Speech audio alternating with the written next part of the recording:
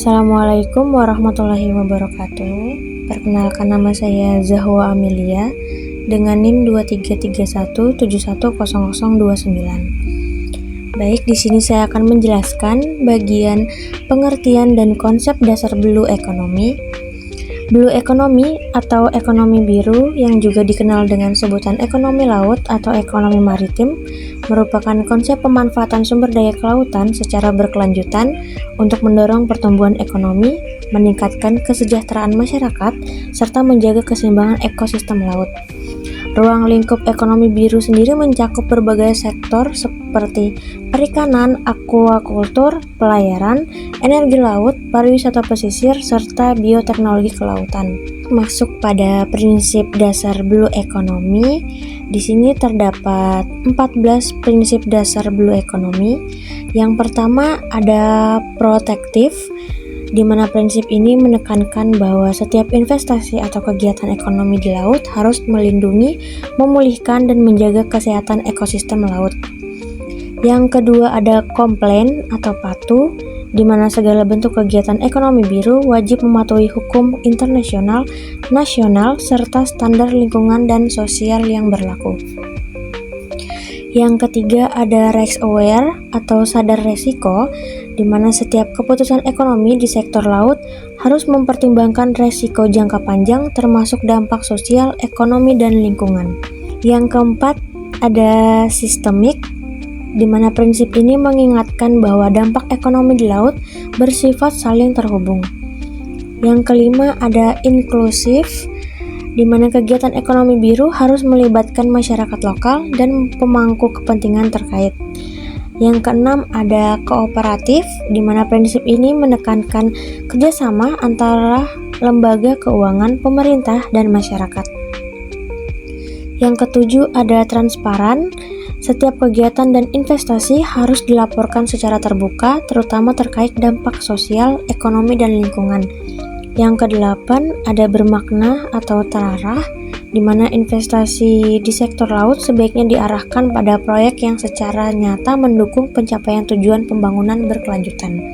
Yang kesembilan ada berdampak positif, di mana prinsip ini menekankan bahwa kegiatan ekonomi di laut tidak hanya menghindari kerusakan, tetapi juga harus memberi manfaat sosial, ekonomi, dan ekologis yang nyata bagi masyarakat dan lingkungan.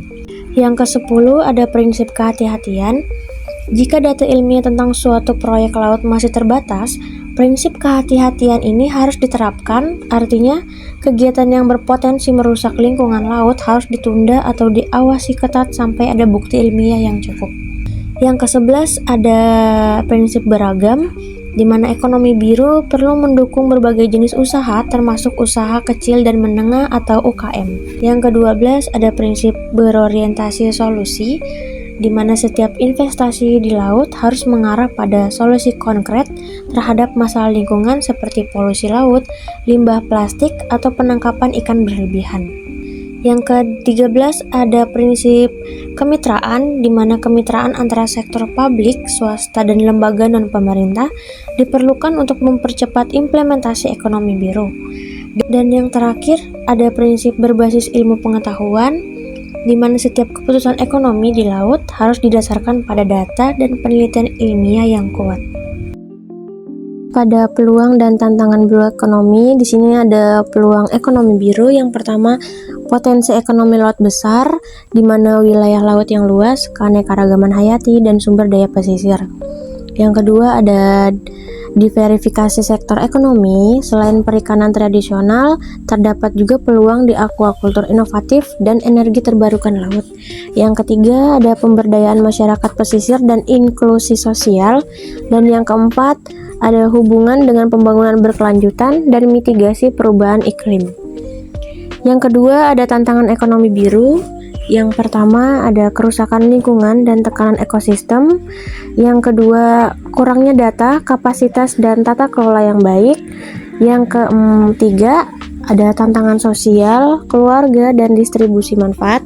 Dan yang keempat ada investasi dan pembiayaan, di mana aktivitas sektor laut seringkali membutuhkan investasi besar dan memiliki resiko tinggi baik resiko lingkungan maupun komersial.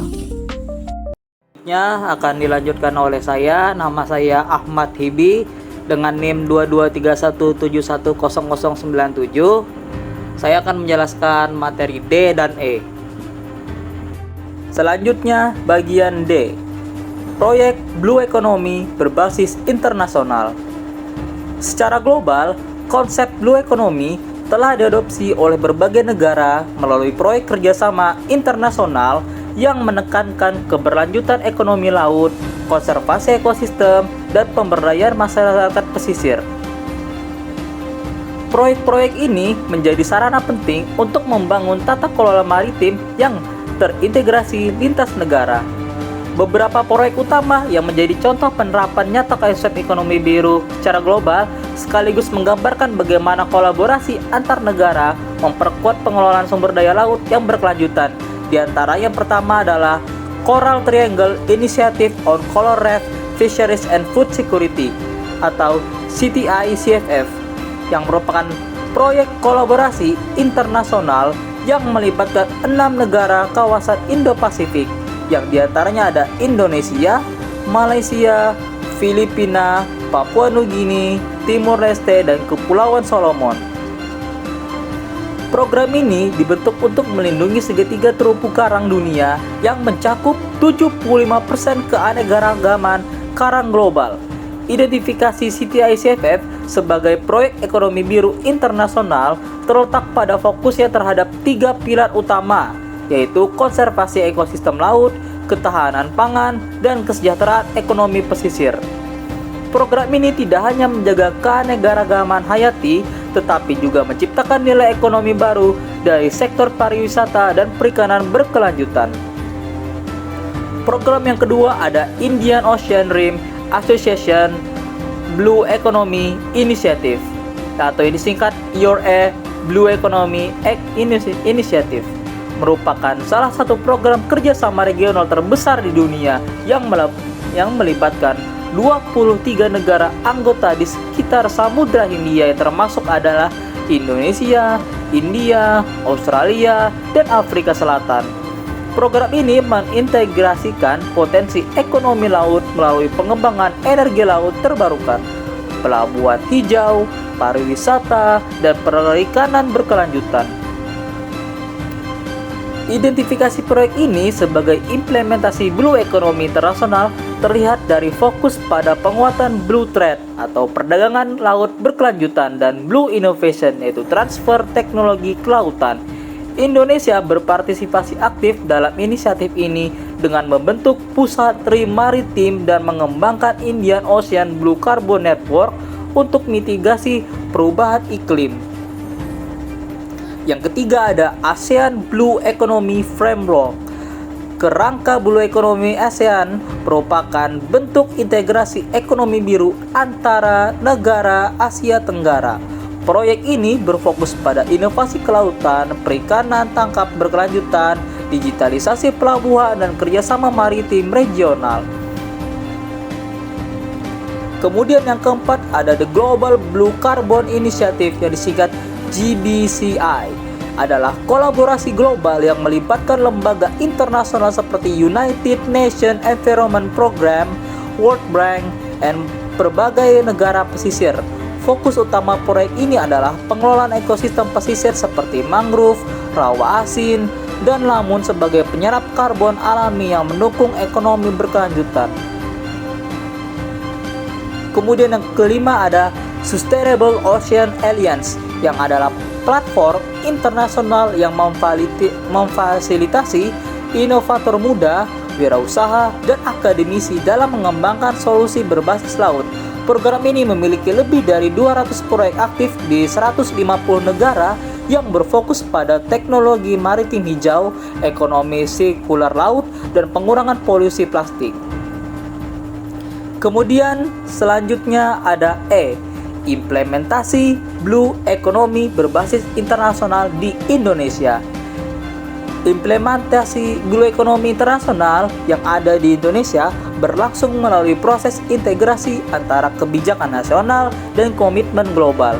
Indonesia menjadi salah satu negara pelapor penerapan Blue Economy Policy Framework di kawasan Indo-Pasifik yang menekankan pengelolaan sumber daya laut secara berkelanjutan dan inklusif.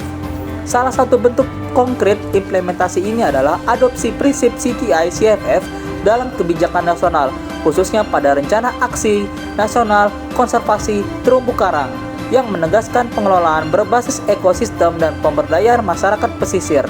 Melalui pendekatan ini, pemerintah mendorong konservasi laut yang berorientasi pada pertumbuhan ekonomi dan pengentasan kemiskinan di wilayah pesisir. Di sisi lain, kebijakan Kementerian Laut dan Perikanan mengintegrasikan prinsip bioekonomi dalam program Ekonomi Biru Berkelanjutan 2023 hingga 2045 yang diarahkan untuk menciptakan nilai tambah industri kelautan melalui penerapan inovasi hijau dan investasi ramah lingkungan. Program ini menjadi bentuk adaptasi lokal dari Blue Economy International seperti Global Blue Economy Partnership and UN Ocean Trade. Implementasi di tingkat nasional melibatkan aktor lintas sektor ya seperti ada pemerintah, akademisi, pelaku usaha dan komunitas lokal dalam model kolaboratif Pantelix. Secara empiris, studi di Kepulauan Riau menunjukkan keberhasilan penerapan konsep Blue Economy melalui pembangunan Marine Innovation Hub yang dikembangkan bersama mitra internasional.